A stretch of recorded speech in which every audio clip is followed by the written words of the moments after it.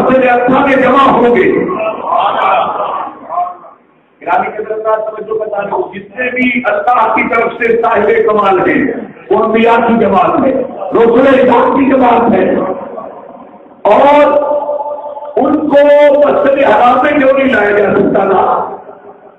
तो वो सब मस्जिद हराम में आते, हुजूर मस्जिद अक्सा क्यों गए? और मस्जिद हराम तो किबला है मेरे महबूब का, और अगर उनको भी लाया जाए मस्जिद हराम में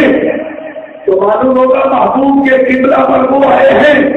और मस्जिद अक्सा का इमाम शायद बनी इस्राइल के अंबिया मस्जिद अक्सा के इमाम हो। हबीब को वहां ले जाकर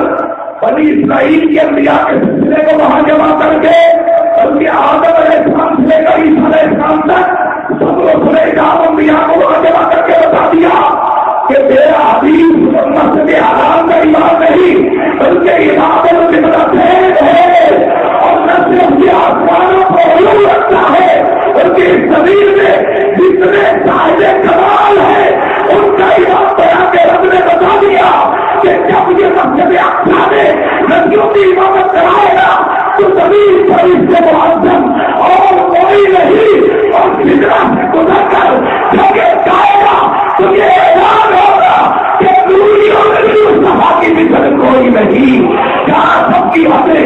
खत्म होती है उस सभा उससे ज्यादा हो।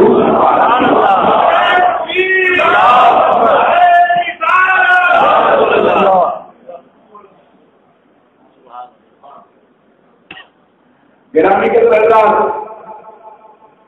ने बारक ना हो रहू मस्जिद अक्सा की तरफ हुजूर को ले जाया गया, और मस्जिद अक्सा वो है जिसके इर्द गिर्द अल्लाह फरमाता है हमने बरकतें रखी हैं। मतलब इर्द गिर्द आस पास, हालांकि मस्जिद के अंदर बरकत होती है या आस पास बरकत होती है, लेकिन ये वो मस्जिद है जिसके लिए कहा गया इसके आस पास बरकतें, अंदर जो बरकत है वो तो है ही। 500 नमाजों का सवाल है एक नमाज पढ़ो, लेकिन इसका कमाल ये है कि इसके इर्द गिर्द बरकतें हैं। मक्का मुकर्रमा में 89 में